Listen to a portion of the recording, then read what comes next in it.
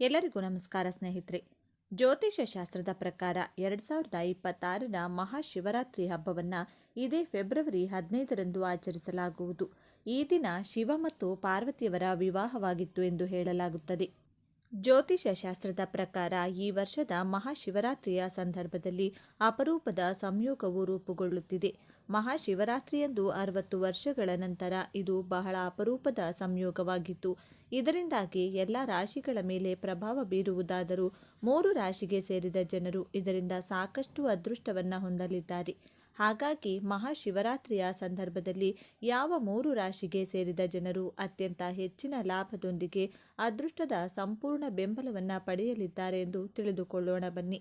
ಇನ್ನು ಈ ಬಾರಿಯ ಮಹಾಶಿವರಾತ್ರಿ ಹಬ್ಬದ ದಿನ ಶಿವನಿಗೆ ಮನಸ್ಫೂರ್ತಿಯಾಗಿ ಈ ಒಂದೇ ಒಂದು ಪುಷ್ಪವನ್ನು ಅರ್ಪಿಸಿದರೆ ಸಾಕು, ಜನ್ಮ ಜನ್ಮಗಳ ದಾರಿದ್ರ್ಯ ದೋಷಗಳು ದೂರವಾಗುತ್ತದೆ. ಶಿವಾನುಗ್ರಹದಿಂದ ನಿಮಗಿರುವ ಪ್ರತಿ ಸಂಕಷ್ಟಗಳು ಕಳೆದು ಪ್ರತಿ ಕೆಲಸದಲ್ಲೂ ಶಿವನ ಬಲ ಉಂಟಾಗುತ್ತದೆ.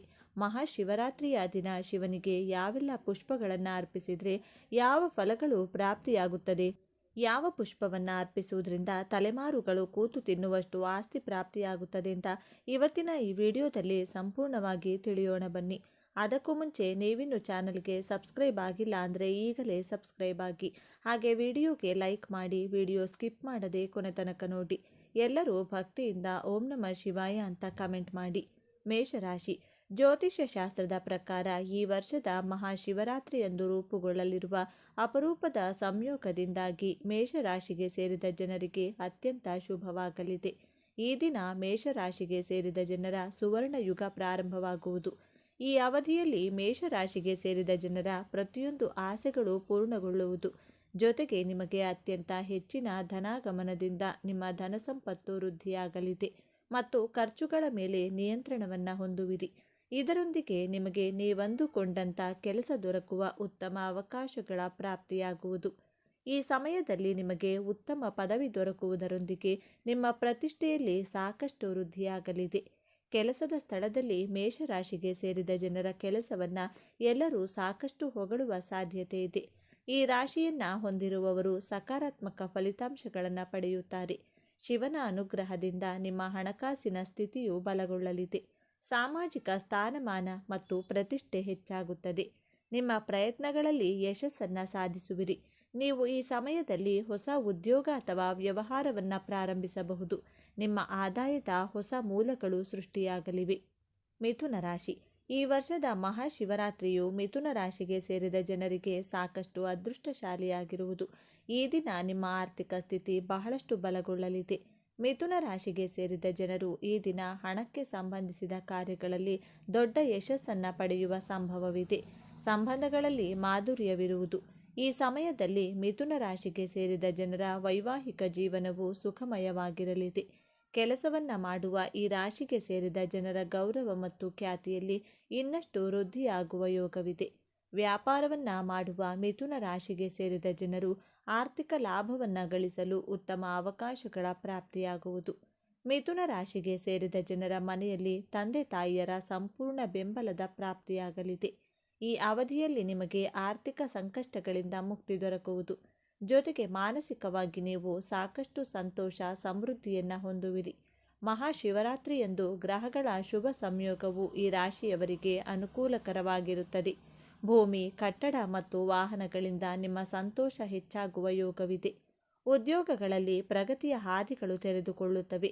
ವ್ಯವಹಾರದಲ್ಲಿ ಬದಲಾವಣೆಗಳಾಗುವ ಸಾಧ್ಯತೆ ಇದೆ. ವಿದೇಶಕ್ಕೆ ಹೋಗುವ ಸಾಧ್ಯತೆಗಳು ಇವೆ. ವಿದೇಶಿ ವ್ಯವಹಾರದಲ್ಲಿ ಪ್ರಗತಿ ಕಂಡುಬರಲಿದೆ. ನೀವು ವ್ಯವಹಾರಕ್ಕಾಗಿ ಪ್ರವಾಸಕ್ಕೆ ಹೋಗುವ ಸಾಧ್ಯತೆಗಳಿವೆ. ಸಿಂಹರಾಶಿ. ಮಹಾಶಿವರಾತ್ರಿಯ ಸಂದರ್ಭದಲ್ಲಿ ಸಿಂಹರಾಶಿಗೆ ಸೇರಿದ ಜನರ ಜೀವನದಲ್ಲಿ ಅತ್ಯಂತ ಹೆಚ್ಚಿನ ಸಂತೋಷದ ಆಗಮನವಾಗುವ ಸಂಭವವಿದೆ. ಈ ಅವಧಿಯಲ್ಲಿ ವ್ಯಾಪಾರವನ್ನು ಮಾಡುವ ಸಿಂಹರಾಶಿಗೆ ಸೇರಿದ ಜನರು ಹೂಡಿಕೆಯನ್ನು ಮಾಡಿದರೆ ನಿಮಗೆ ವಿಶೇಷವಾಗಿ ಬಹಳಷ್ಟು ಲಾಭವನ್ನು ಗಳಿಸುವ ಯೋಗದ ಪ್ರಾಪ್ತಿಯಾಗಲಿದೆ. ಈ ಸಮಯದಲ್ಲಿ ವ್ಯಾಪಾರವನ್ನು ಮಾಡುವ ಈ ರಾಶಿಗೆ ಸೇರಿದ ಜನರು ಹೂಡಿಕೆಯನ್ನು ಮಾಡುವುದರಿಂದ ನಿಮಗೆ ದ್ವಿಗುಣ ಲಾಭ ದೊರಕುವ ಯೋಗವಿದೆ. ಸಿಂಹರಾಶಿಗೆ ಸೇರಿದ ಜನರ ಆರೋಗ್ಯವು ಈ ಸಮಯದಲ್ಲಿ ಉತ್ತಮವಾಗಿರುವುದು.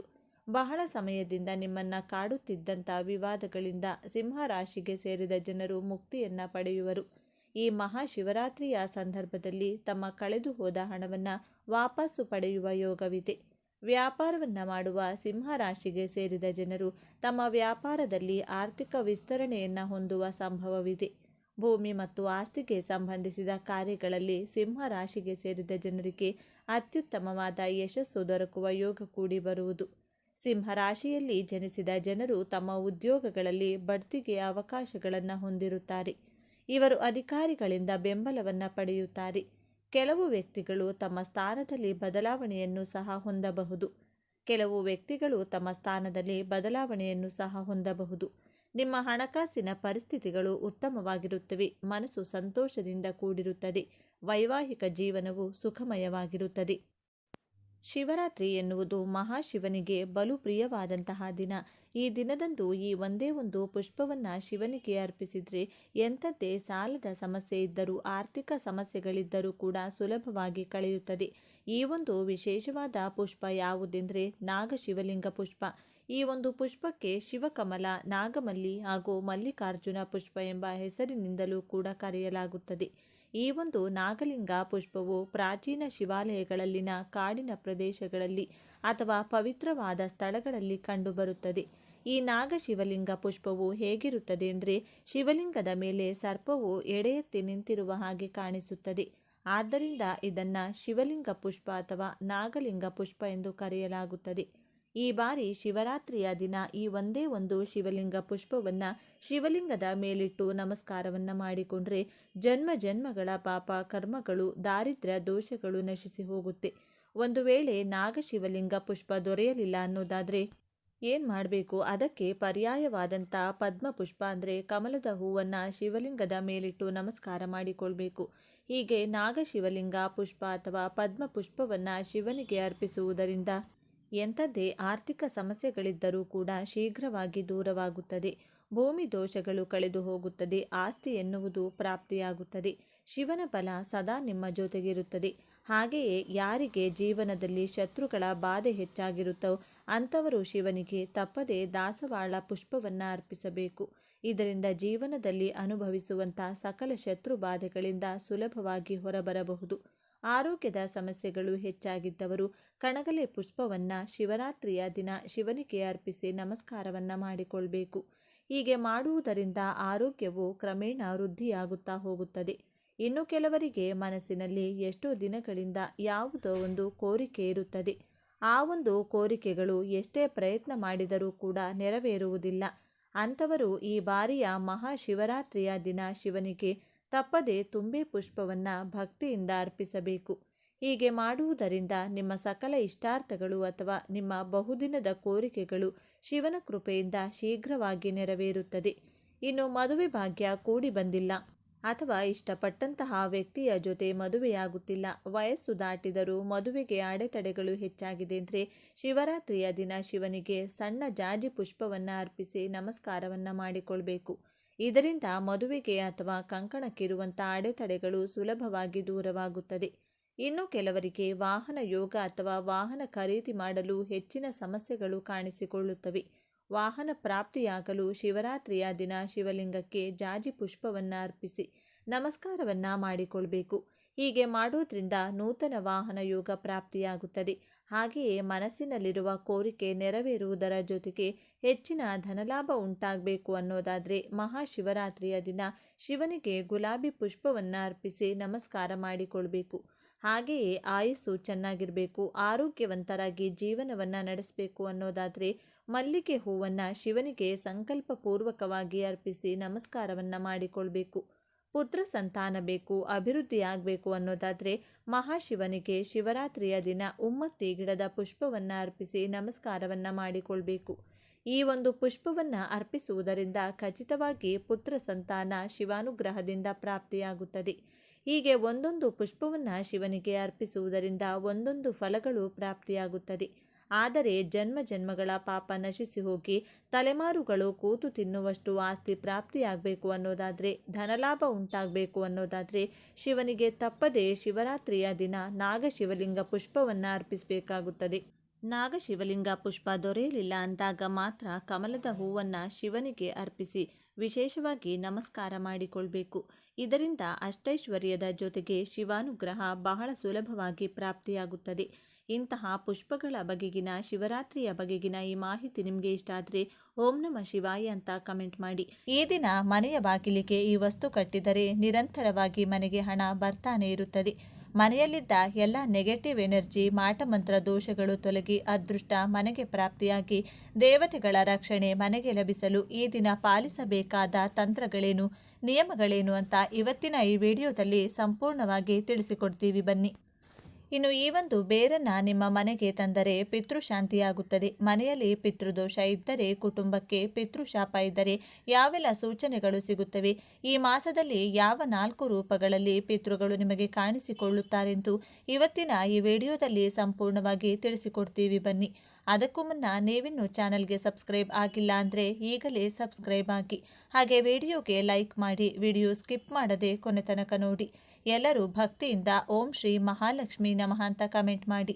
ಯಾರಿಗೆ ಜೀವನದಲ್ಲಿ ಭಯಂಕರವಾದ ಶತ್ರು ಬಾಧೆಗಳಿರುತ್ತದೋ, ರಹಸ್ಯ ಶತ್ರು, ಕಣ್ಣಿಗೆ ಕಾಣುವ ಶತ್ರುಗಳು, ಕಣ್ಣಿಗೆ ಕಾಣಿಸದ ಶತ್ರುಗಳು, ಎದುರಿನವರ ಅಸೂಹೆ, ಬ್ಲ್ಯಾಕ್ ಮ್ಯಾಜಿಕ್ ಅಂದರೆ ಮಾಟಮಂತ್ರ, ವಾಸ್ತುದೋಷ ಇವೆಲ್ಲ ಇರುತ್ತದೋ ಅವರು ಈ ಅಮಾವಾಸ್ಯೆಯ ದಿನ ಮನೆಯ ಮುಂದೆ ಬಾಗಿಲಿಗೆ ಈ ವಸ್ತುಗಳನ್ನು ಒಂದು ಬಟ್ಟೆಗೆ ಹಾಕಿ ಮೂಟೆಯ ರೀತಿ ಕಟ್ಟಬೇಕು.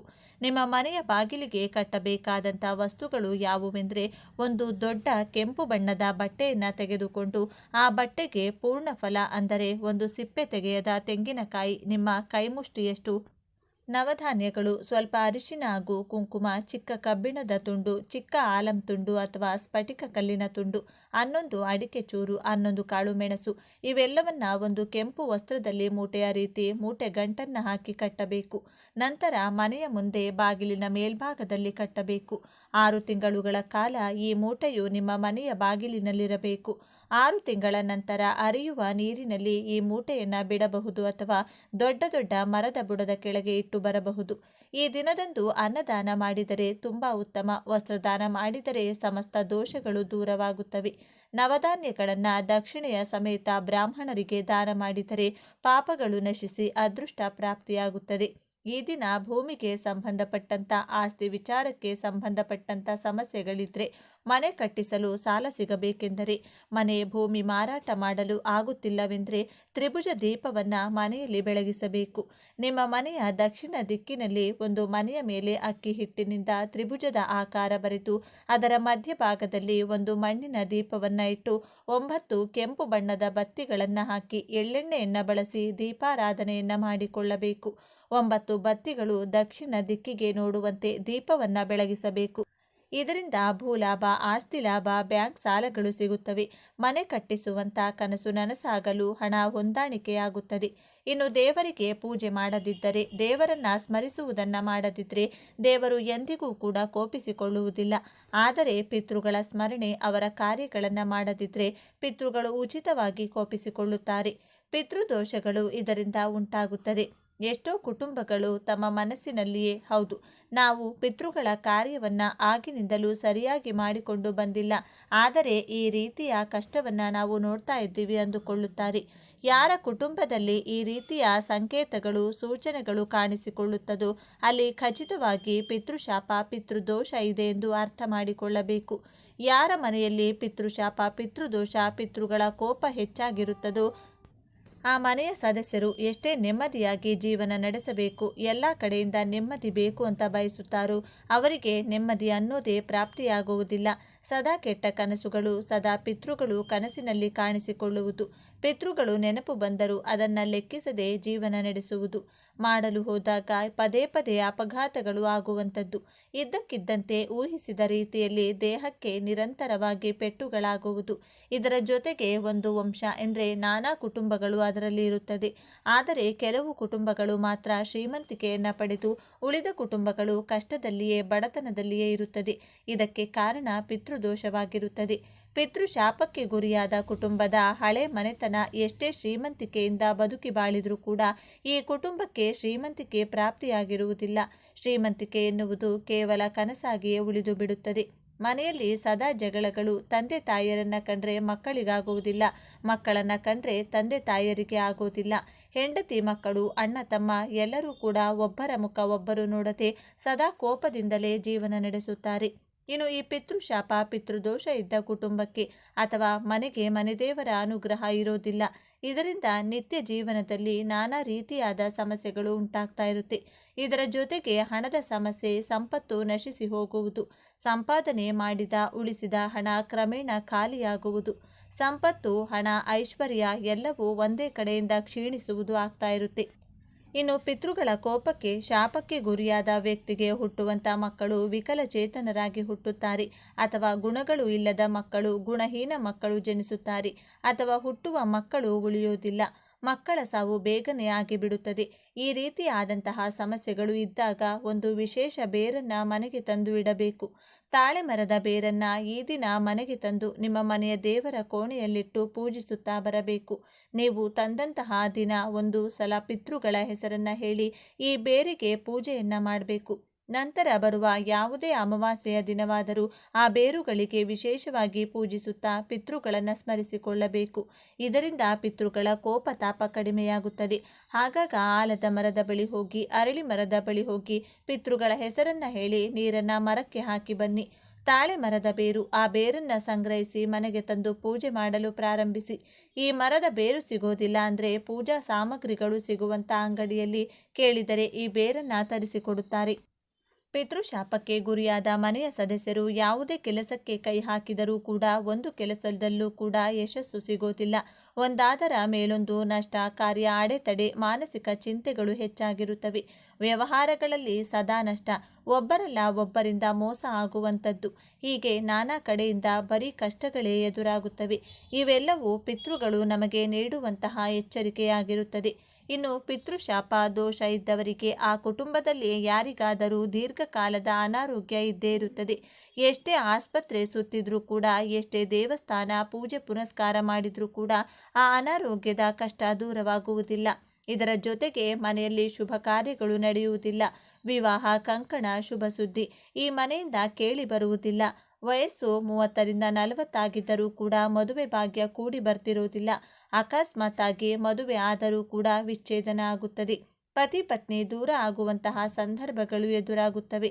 ಇದು ಕಂಡಾಗ ಪಿತೃಶಾಪ ಪಿತೃದೋಷ ನಿಮಗೆ ನಿಮ್ಮ ಮನೆಗೆ ಎಂದು ಅರ್ಥ ಮಾಡಿಕೊಂಡು ಸೂಕ್ತ ಪರಿಹಾರವನ್ನು ಪಾಲಿಸಬೇಕು. ಪಿತೃದೋಷ ಇದ್ದವರು ಒಬ್ಬರ ಮಾತನ್ನು ಕೂಡ ಕೇಳುವುದಿಲ್ಲ. ತಾವು ಹೇಳಿದ್ದೇ ನಡೆಯಬೇಕು, ತಾವು ಹೇಳಿದ್ದೇ ಮಾಡಬೇಕು ಅಂತ ಆಲೋಚಿಸುತ್ತಾರೆ. ವಾದ ವಿವಾದಗಳನ್ನು ಮಾಡಿಕೊಂಡು ತಮ್ಮ ಮೇಲೆ ತಾವೇ ಸಮಸ್ಯೆಗಳನ್ನು ತಂದುಕೊಳ್ಳುತ್ತಾರೆ. ಕೆಲವೊಮ್ಮೆ ಪಿತೃಗಳು ಕನಸಿನ ಮೂಲಕ ಬಂದು ಕೆಲವು ಸೂಚನೆಗಳನ್ನು ನೀಡುತ್ತಾರೆ. ಆ ಸೂಚನೆಗಳನ್ನು ಯಾವುದೇ ಕಾರಣಕ್ಕೂ ನಿರ್ಲಕ್ಷ್ಯ ಮಾಡಕೂಡದು.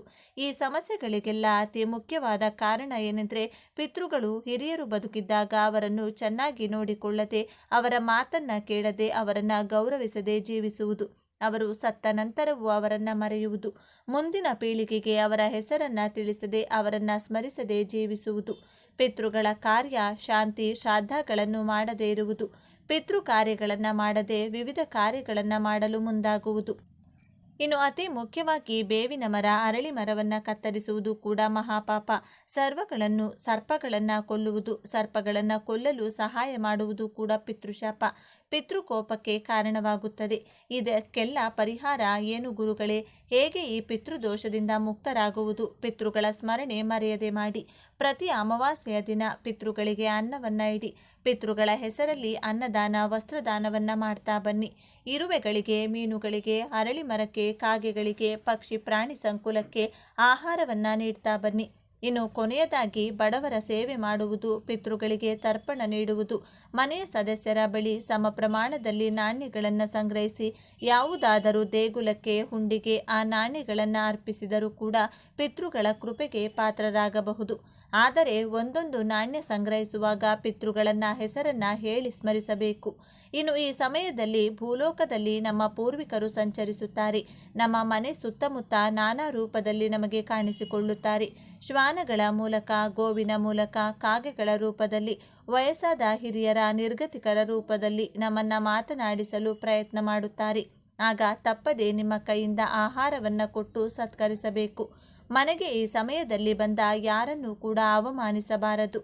ಇನ್ನು ಈ ದಿನ ಮಾಡಬೇಕಾದ ಮತ್ತೊಂದು ಕೆಲಸ ಎಂದರೆ ಬೆಳಿಗ್ಗೆ ಅಥವಾ ಸಂಜೆಯ ಸಮಯದಲ್ಲಿ ಈ ದಿನ ಮನೆಯಲ್ಲಿ ಧೂಪವನ್ನು ಹಾಕಬೇಕು. ನೀವು ಹಾಕುವಂತಹ ಧೂಪಕ್ಕೆ ಬಿಳಿ ಸಾಸಿವೆಯನ್ನು ಬಳಸಬೇಕು. ಬಿಳಿ ಸಾಸಿವೆಗೆ ಭಯಂಕರವಾದಂತಹ ನಕಾರಾತ್ಮಕ ಶಕ್ತಿಗಳನ್ನು ಮನೆಯಿಂದ ಹೊರಹಾಕುವಂಥ ಶಕ್ತಿ ಇರುತ್ತದೆ. ಆದ್ದರಿಂದ ಈ ರೀತಿ ಬಿಳಿ ಸಾಸಿವೆಯನ್ನು ಬಳಸಿ ಧೂಪ ಹಾಕಿದರೆ ತುಂಬ ಒಳ್ಳೆಯದು. ಹಾಗೆಯೇ ನಿಮ್ಮ ಕೈನಲ್ಲಿ ಬಿಳಿ ಸಾಸಿವೆಯನ್ನು ಹಿಡಿದುಕೊಂಡು ನಿಮ್ಮ ಮನೆಯ ಹೊಸ್ತಿಲಿನ ಮುಂಭಾಗದಲ್ಲಿ ಮತ್ತಷ್ಟು ಸಾಧ್ಯವಾಗುತ್ತದೆ. ಅಂದರೆ ಮನೆಯ ಸುತ್ತಲೂ ಚೆಲ್ಲಬೇಕು. ಬಿಳಿ ಸಾಸಿವೆಯನ್ನು ಮನೆಯ ಬಾಗಿಲಿನ ಮುಂದೆ ಚೆಲ್ಲಬೇಕಾದರೆ ಸುದರ್ಶನ ಮಂತ್ರವನ್ನು ಪಠಿಸಿ. ಕಷ್ಟವಾಗುತ್ತದೆ ಎಂದರೆ ಓಂ ಅಷ್ಟಭೈರವಾಯ ನಮಃ ಎಂದು ಭೈರವೇಶ್ವರ ಅಂದರೆ ಕಾಲಭೈರವಿನ ಮಂತ್ರವನ್ನು ಹೇಳುತ್ತಾ ಬಿಳಿ ಸಾಸಿವೆಯನ್ನು ಚೆಲ್ಲಿ. ಹೀಗೆ ಮಾಡಿದರೂ ಶತ್ರುಬಾಧೆ, ಮಾಟಮಂತ್ರ, ಆರೋಗ್ಯ ಸಮಸ್ಯೆ, ಹಣಕಾಸಿನ ಸಮಸ್ಯೆಗಳೆಲ್ಲ ನಿಮ್ಮ ಮನೆಯಿಂದ ದೂರವಾಗ್ತಾ ಹೋಗುತ್ತದೆ. ಹಾಗೆಯೇ ಮಹಾಲಕ್ಷ್ಮೀ ದೇವಿಯ ಅನುಗ್ರಹಕ್ಕಾಗಿ ಈ ಅಮಾವಾಸ್ಯೆಯ ದಿನದಂದು ದೇವರ ಕೋಣೆಯಲ್ಲಿ 2 ವಿಶೇಷ ದೀಪಗಳನ್ನು ಬೆಳಗಿಸಬೇಕು. ಲಕ್ಷ್ಮೀ ದೇವಿಯ ಮುಂದೆ 2 ಕಡೆಯೂ ಮಣ್ಣಿನ ದೀಪಗಳನ್ನು ಇಟ್ಟು ಒಂದೊಂದು ದೀಪಕ್ಕೂ 3 ಬತ್ತಿಗಳನ್ನು ಹಾಕಿ ದೀಪಾರಾಧನೆಯನ್ನು ಮಾಡಬೇಕು. 2 ದೀಪಕ್ಕೂ ಒಟ್ಟಾರೆಯಾಗಿ 6 ಕೆಂಪು ಬಣ್ಣದ ಬತ್ತಿಗಳನ್ನು ಹಾಕಿ ಎಳ್ಳೆಣ್ಣೆಯನ್ನು ಬಳಸಿ ದೀಪಾರಾಧನೆಯನ್ನು ಮಾಡಬೇಕು.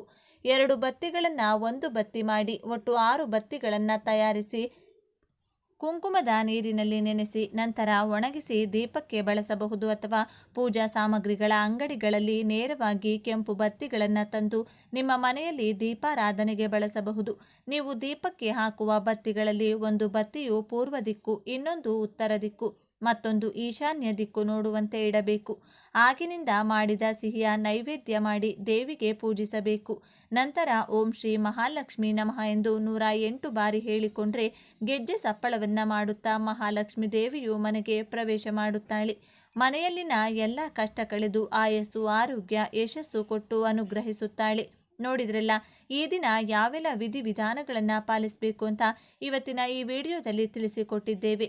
ಈ ಮಾಹಿತಿ ನಿಮಗೆ ಇಷ್ಟವಾದರೆ ತಪ್ಪದೆ ಜೈ ಮಹಾಲಕ್ಷ್ಮೀ ದೇವಿ ಅಂತ ಬರೆದು ಈ ವಿಡಿಯೋನ ಪ್ರತಿಯೊಬ್ಬರಿಗೂ ಶೇರ್ ಮಾಡಿ. ಮುಂದಿನ ಬಾರಿ ಮತ್ತೊಂದು ವಿಶೇಷ ದೈವ ಮಾಹಿತಿಯೊಂದಿಗೆ ಚಾನೆಲ್ ಮೂಲಕ ಭೇಟಿಯಾಗೋಣ. ಧನ್ಯವಾದಗಳು ಸ್ನೇಹಿತರೆ.